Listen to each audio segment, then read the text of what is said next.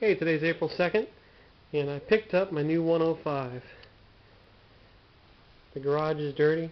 Sorry for the background. I'm just happy to have this little beast.